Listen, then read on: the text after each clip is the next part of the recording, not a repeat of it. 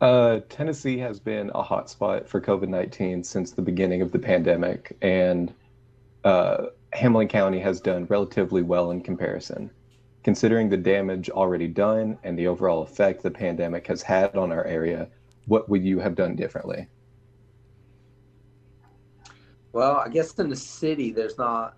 I don't know if the city had a lot to do with it, because the county really kind of controlled a lot of that.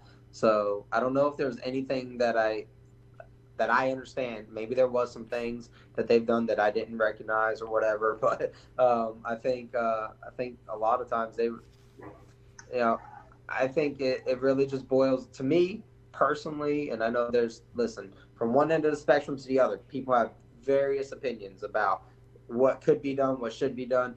My biggest thing that I feel like we should be doing as any type of leader, whether it's in the city, the county, the state, the whole country, I don't care, is we need to make sure that our people, whoever we are serving, are as informed as possible. That if we give as much information and good information out as quickly as we can, and I know the health department has been working like crazy to, give vaccines and do testing and be a big part of that. But we need to make sure that that happens all the time because, everybody's situation is a bit different. And for me, for example, if I know that something's going out and I have some health issues and I'm like really like, wow, I mean, this could be a bad thing for me.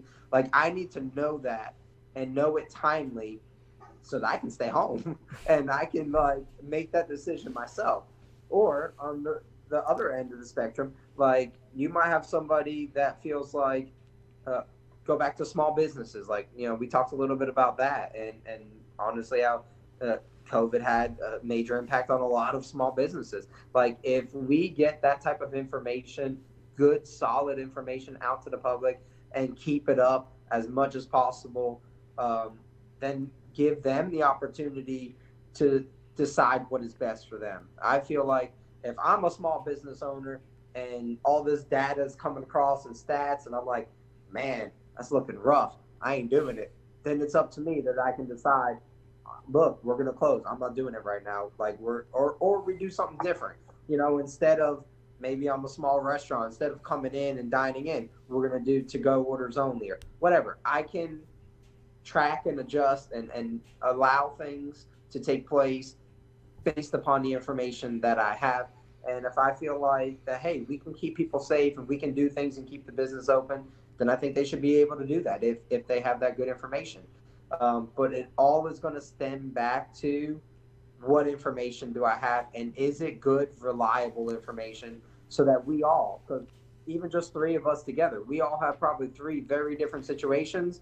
And we may even have three very different stances on how we should or could respond to the pandemic. One of us may say, I'm going to go out and never wear a mask and I'm going to run through the streets. And someone else may say, I'm never leaving my house. I'm locking the doors, the windows, and I'm not even letting the fly in. And someone else may be in the middle of that. Like there's a wide spectrum of what people believe in, and that's understandable. But I feel like as long as we have as good information as possible, that empowers us to make the best decision for us and our families and our businesses and whatever else that we have the responsibility over. Yeah, that's that's an interesting response. I really, I mean, I agree.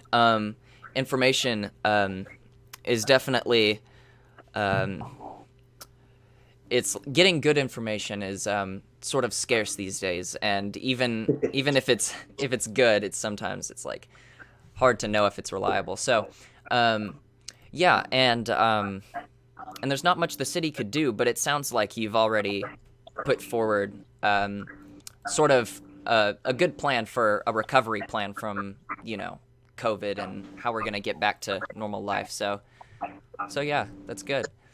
I say open communication for everything. If we maintain open communication on everything we're doing, everything that's out, and just get that out to the best that we can to everyone, however that looks like, I think that we have a different city at that point. Mm-hmm. When I'm talking to people, they don't feel like that communication's there. That's why they don't feel like they're a part of what's happening. That's why a lot of people don't really feel invested in what's happening. That's why a lot of people don't come out and vote. I mean, how many people are going to show up for the polls this time around? I mean, it's not a mayor seat that's running. People are like, it's just a couple little city council things, nothing too big. How many people are going to show up? There's not, we lack that investment.